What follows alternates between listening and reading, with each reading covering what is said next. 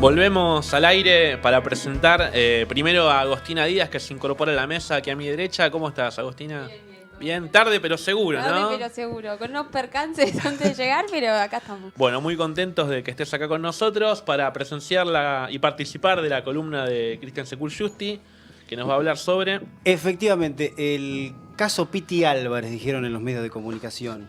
Es un tema bastante interesante, sobre todo porque el tratamiento, la cobertura que tuvo el acontecimiento, que lo implica en un asesinato, con una especie de amigo, conocido, lo construyeron de tantas formas, sí, que no se sabe bien. no se sabe muy bien, que se llama Cristian Díaz.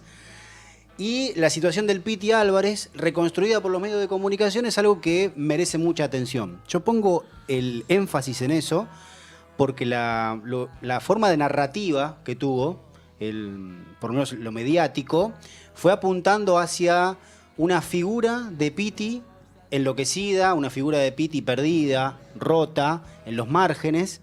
Y a partir de ahí el cruce del relato que hay es: el rock argentino está perdido, los seguidores de rock argentino están perdidos, qué pasa con nuestra juventud, y la droga, el alcohol, y ya empezamos a correr el foco.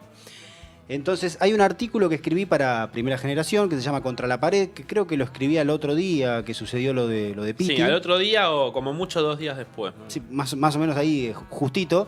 Me acuerdo que me había agarrado de indignación porque veía el tratamiento que tenía en un programa como Intratables, en el que llevaron a un especialista en toxicología para hablar de la situación del Piti y para hablar de el mal momento que encuentra el rock argentino actualmente por el problema de las drogas. ¿Viste? Ya era una cosa que era tremenda. Entonces, hay varias aristas para tomar acá. En principio, la arista principal es la cobertura escandalosa y sensacionalista típica de los medios de comunicación, insisto, hegemónicos, que toman al Piti ahora como un sujeto perdido, cuando años atrás, 3, 4 años atrás, 5, se lo tomaba como una figura para la risa, como una figura de exploración. Recuerdo periodistas yendo a la casa, viendo lo que comía y riéndose porque tenía gorgojos la sopa o porque tenía bichos la sopa. Bueno, el tratamiento que había con Piti Álvarez, también los medios de comunicación tienen que hacer algún mea culpa porque se lo trataba con una extrañeza particular. Obviamente que esto no quiere decir que el Piti Álvarez, si cometió un crimen, tiene que pagarlo, tiene que ir a la cárcel, tiene que tener un abogado, todo lo que venga después. Eso uno lo aclara, los medios de comunicación lo dicen, pero poco importa. Lo que más importa es tratar de estigmatizarlo lo máximo posible. Y cuando yo había hecho un juego con una canción de Hermética, pero cuando hay un ídolo caído, lo que se hace es patearlo.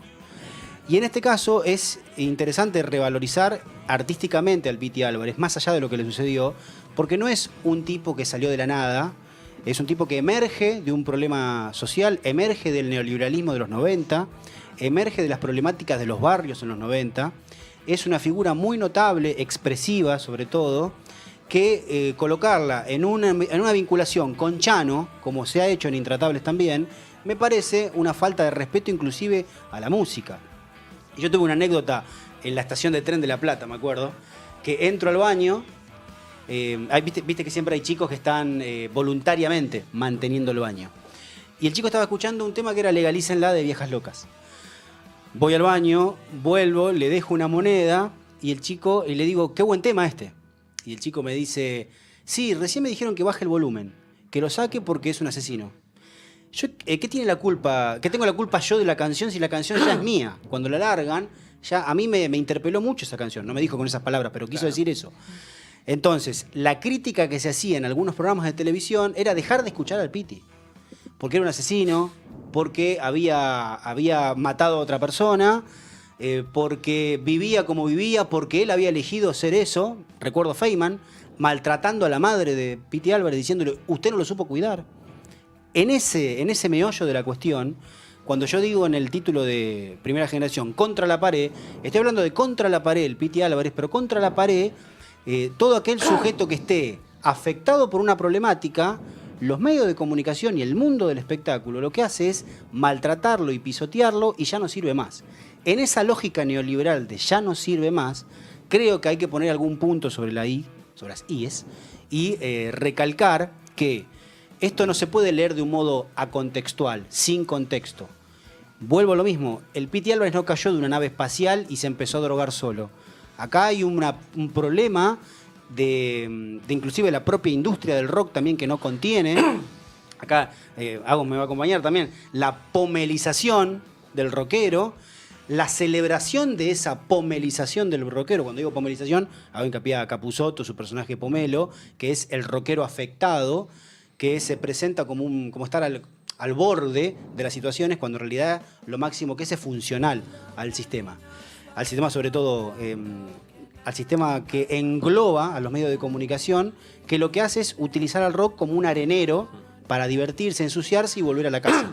Sí, me permitís simplemente para capaz abrir un poquito. Yo me quedo con dos cosas de lo que dijiste.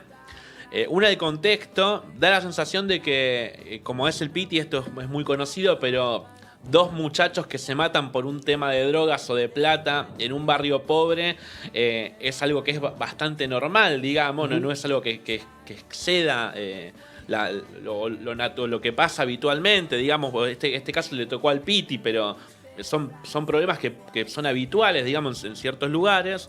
Primero eso, y segundo que sí, que a los medios le vino como anillo al dedo el tema de trasladarlo al rock y a las drogas, pero que las drogas en el rock existieron desde siempre. Uno le puede preguntar a Pipo Chipolati en los 80, ¿sí? No había ningún tema le puedes preguntar, sanitos o... Le puedes preguntar a Palito Ortega, que no viene del rock, y Palito Ortega te cuenta que cuando iba a México a las giras, le ponían un montón de cocaína. Tomá, Palito, te lo trajimos nosotros especialmente. Años 69, 70. En esa lógica hay mucha simulación por parte de los medios de comunicación con las drogas. Pero insisto, cuando hay una situación marginal, cuando hay un momento en el que la figura más importante del rock, como una figura importante del rock, cae, es decadente, ahí aparecen las leñas para meterlo en el fuego. Ese es el problema que hay, principal. ¿Cómo lo ven las...? A mí me parece dos cuestiones. La primera, que me parece que el tratamiento tiene que ver con todo tipo de tratamiento que se hace con respecto a los pobres, a los marginales. Digo, me parece que ahí está la lógica de la porofobia, ¿no? En los medios, como marcar siempre una otra edad, alguien que se fue de los cánones. Y después una buscada invisibilización de las políticas públicas en enfermedades mentales. O sea, si hay algo que no se habla es de la salud mental, en ningún lado. Por esto que decías antes, ¿no? Digamos, ¿cuántos periodistas cubrieron o le hicieron entrevistas a un Piti, o sea, totalmente puesto, o en un estado de rehabilitación, pero de muchísima vulnerabilidad? Y la cuestión fue mostrarlo más como si fuera un animalito del zoológico, sí, que abordarlo desde la salud mental, digamos, porque antes de las drogas hay un problema de salud mental, si no, no va una cosa con la otra. Recuerdo que se lo hicieron a Charlie también, que a mí me dolía mucho ver esas entrevistas que no deberían haber salido al aire, de mostrarlo a Charlie totalmente destruido, digamos, fuera de sí, que apenas podía articular dos ideas, y los medios se han valido mucho de eso, de mostrar a la decadencia de ciertas figuras como si fuese un exotismo, como si fuese un objeto de burla, etcétera. Y también hay una selección de la propia discografía o la propia historia, porque me estoy acordando de la recuperación musical que se hacía de Piti en los medios de comunicación en sus últimos días. Era con Me Gustas Mucho. Era licuando el contenido que tenía Piti en sus canciones. Exacto. Era vaciándolo, sí. Se lo vaciaba absolutamente, sí, tenés razón, ¿eh? Y, por ejemplo, se dejaba de lado Homero. Cuando Homero es una gran canción que inclusive está anunciando la problemática obrera antes de que De la Rúa estalle por los aires. Estos años 2000, 99-2000 con Lo Artesanal, con ese disco de Viejas Locas. El último antes del regreso. Pero lo que iba a decir es cómo, acá lo que dice también Agus, cómo se licúa, cómo se quita el foco del contenido esencial de Piti Álvarez y de Viejas Locas, por ejemplo.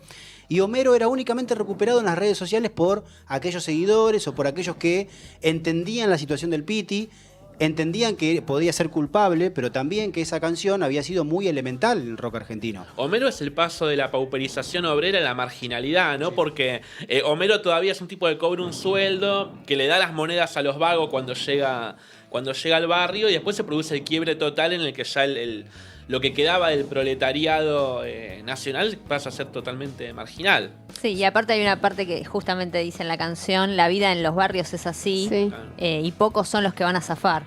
Me parece que eso funciona no solamente como una lírica bella dentro de la tragedia que se está contando, sino también casi como un destino determinado, ¿no?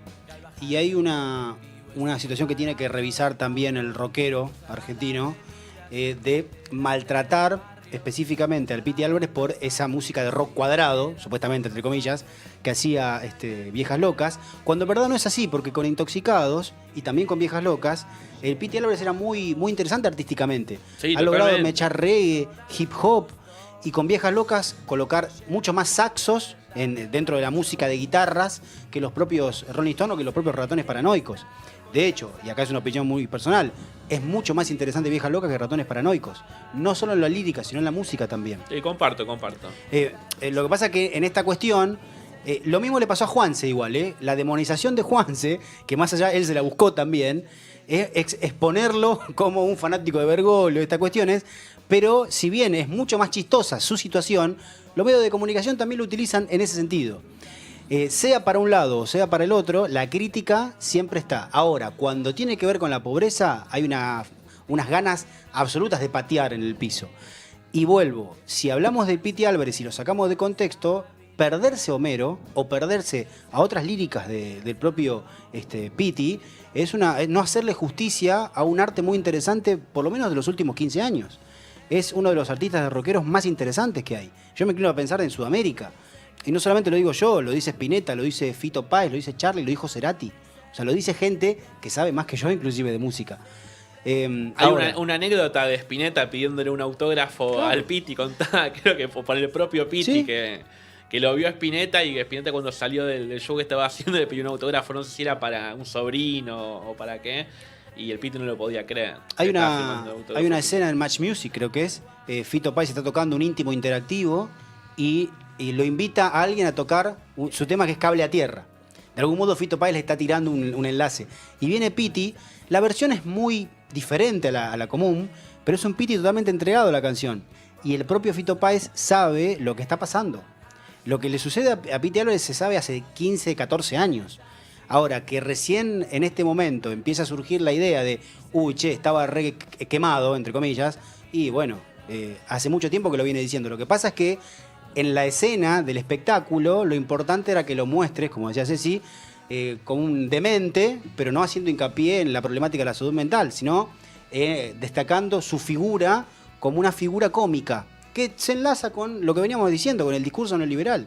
El hecho de hacerlo todo de un modo cómico y también de un modo muy triste y muy trágico. Y ocultando el conflicto de fondo también, ¿no? Bueno, por eso sacar de contexto me parece elemental para ejercer la crítica. Que no solamente se ha hablado en mi artículo, sino también en un artículo de Sudestada, haciendo hincapié en los medios de comunicación. Después no se hizo demasiada mella en ese tema. Eso destaca algo en particular. Destaca una mirada que no quiere mirar en esa escena, por ejemplo, sobre ese sitio. Muy bien. Sí, una cosita más. Había una canción también que canta con Calamaro, ¿no? Se prende fuego y hace un cover, digamos, hace una segunda versión, Sí. ¿no? Y creo que en ese momento el que estaba peor era Calamaro, Sí. ¿no? Era el momento Sí, sí, sí. de Estadio Azteca, ¿no? Estaba Me parece que tratando de volver. Claro, exacto. Y vuelve con ese tema, con el Piti. Que es también una gran canción, Se Sí, prende sí, una fuego, gran es, canción. es maravillosa. Y bueno, lo que quería retomar es un poco esto de, yo creo que lo hablé con vos de manera, digamos, privada, pero ¿qué hubiese pasado si en ese enfrentamiento, digamos, esa situación de violencia, moría Piti, ¿no? O morían los dos. Vamos a suponer que el otro estaba calzado y también le metió un tiro. Seguramente hoy tendríamos una especie de funeral mediático con honores del Piti Álvarez, ¿no? Exacto, no, sí, es muy probable, muy probable. Entonces, en realidad, cuando vos analizás o pensás en la escena, y podría haber pasado cualquier cosa, digo, ¿no? O esto que él dice, ¿no? Era él o yo, ¿no? En medio de su situación, de su estado. Y también la burla que hubo a las declaraciones de él, entregándose o no sé cómo era la mano, con la furia que se hace hincapié en el discurso de Pitti, no se lo hace con Macri, por ejemplo. Cuando el vacío en ambos es bastante evidente. Lo que pasa es que uno está totalmente en un estado demencial. Claro. Y la otra persona no estaría. Está en una conferencia de prensa. Se supone que no. Está con periodistas. Ahora, el hincapié maldito que se hace es sobre la figura que está caída. Y sobre todo una figura que es marginal, que ya no puede generar ningún tipo de peligro. ¿Qué peligro puede generar Pitti Álvarez? Es decir, el que le va a pasar más mal va a ser él, dentro de la cárcel, obviamente. Ahora, tiene razón Ceci. Si hubiera sido al revés, y había fascículo de Clarín. Que podría haber pasado tranquilamente, ¿no? Es una situación que es propia de ciertos contextos. Sí, o si moría de sobredosis, bueno, lo mismo, como, qué sé yo, como tantos, digo. Me parece que es un poco así falso. Pensaba también esta lógica de marginalidad, y teniendo la voz acá, pensaba en el caso de Zulma Lobato, ¿no? También, ese uso de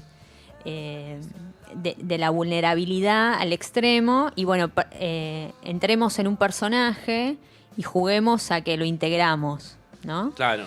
Y después, bueno, se desecha, ¿no? Digamos, cuando deja de dar rating, cuando deja de producirlo, el escándalo, la atracción principal del circo, bueno, pasa. Es interesante dejar la pregunta de por qué no fue integrable Zulma Lobato y sí otras, ¿no? No me pienso en Lizzy, Tagliani, creo que es el apellido, que hoy es columnista en Telefe. Bueno, Zulma Lobato como que cruzaba un límite de marginalidad y de, por y de eso, quizás porque ahí cruzamos de vuelta lo mismo. De un estado mental complicado que todo que es no integrable, pudo. menos la pobreza Claro. y la marginalidad. Ahí no hay manera de entrar ahí, no hay manera ni siquiera de que ingrese algún tipo de discurso pensado desde la marginalidad. Entonces me parece que ahí lo del Pitti, digamos, quizás podemos escuchar en los partidos políticos o en las campañas canciones de Chano, ¿no? Que en términos de daño podría haber matado mucha más gente, ¿no? Digamos. Sí. Sin embargo, bueno, es mostrado como, bueno, celebración, ¿no? Porque ahí está de vuelta, volvemos al contenido político de esos personajes que vienen a mostrar otras realidades y a mostrar lo que no sale, lo que es parte también de esta sociedad. Y molesta, ¿no? Y molesta. Es incómodo. Y para los medios de comunicación, cuando lo retoman, sobre todo el tema de la marginalidad, es tomada... Hay que tener mucho cuidado, porque es tomado de un modo muy, muy ajeno y muy maltratador hacia la persona que viene de la pobreza, por ejemplo. Me acordaba de lo que dijiste vos de Fuego, ese tema, que en realidad es una reversión de un tema de Virus, que es del año 85, se llama Pecados para Dos. Virus lo que hacía ahí era jugar con un contenido y exponía de algún modo una relación homosexual. Lo que hace Pitti es retomarlo para una escena diferente, sacada de contexto, con algo que se incendia, pero vos fíjate las influencias de Pitti. Cuando uno piensa que las influencias puede ser Rolling Stone, y las influencias son Virus, una banda pop, una banda maltratada por los medios de comunicación, porque era la banda, entre comillas, de los putos. Así se lo llamaba. Entonces, cuando hablamos de Pitti, hablamos también de Pitti revalorizando ese tipo de discursos de las minorías. Por eso me parece sumamente interesante abordarlo también desde este costado. Y salir a decirlo, porque si no lo salís a decir, terminás en el bando de los que acusan, como el propio Eduardo Feynman, por ejemplo. Impresionante lo que sabe Cristian Secur Justi sobre Sí, rock ese dato y yo no contexto tenía. político y social argentino. ¿Estamos con la columna? Estamos. ¿Algo para leer o estamos? No sé si Estamos, hago, porque la corté hago, pero está bien. Sí, lo que está dijiste bien. está bien. Ah, ok, Sí, sí, bien. sí. Acá Wally me dice que estamos Sí. bien de tiempo, así que nos vamos No, a ir. quiero una cosita nada más a Adelante, acotar. adelante. Creo que también hay que reivindicarlo a Pitti porque es parte de las narrativas del conurbano. Digo, nació en Villa Celina y es parte de Juan y Cardona. Digamos, iba al colegio con Juan y Cardona. Ah, ¿no? es cierto. Son parte de esa generación. Digo, si uno lee las novelas y los cuentos de Juan, se va a encontrar con lo que estábamos diciendo, el deterioro en los sectores urbanos. Muy recomendable la obra de Juan Diego y Claro, Cardona. y también con un universo de miedos y temores que es, retomando un poco esto del fuego, ¿no? Que esta vez se prende fuego en serio. Me parece que como que hay que retomarlo ahí, ¿no? Un universo simbólico compartido y con otras perspectivas, ¿no? Y una última aclaración. Una vela, el tema de Intoxicados, es ampliamente conocido porque lo toma una banda de cumbia villera que no recuerdo el nombre, que es una banda que de hecho muchos chicos lo conocen al tema en versión cumbia, no en versión original de Intoxicados. Hay una intertextualidad ahí entre la cumbia villera y Pitti Álvarez porque hay una identificación. que le ha pasado inclusive, que lo hablábamos con 2 minutos, porque el punk, la cumbia villera y el piti de la parte rockera, rolinga más marginal, tiene un enlace, hay un punto en común. Que lo tenés que aclarar porque si no, en los medios de comunicación, en ese relato, se pasa por arriba. Y todo queda en un costado, el caminito al costado del mundo, diría la renga. Ese caminito alejado, y creo que hay que revalorizarlo porque hay narrativas en común muy interesantes con géneros que se los toma como si fueran diferentes. Y no están así. Muy interesante. Próxima columna. Y está sonando la canción en contra de Mirta Legrand, ¿no? Terrible. Y está sonando. Así que bueno, nos vamos a ir ahora sí con Viejas Locas. Todo terminó y nos vemos en el próximo bloque.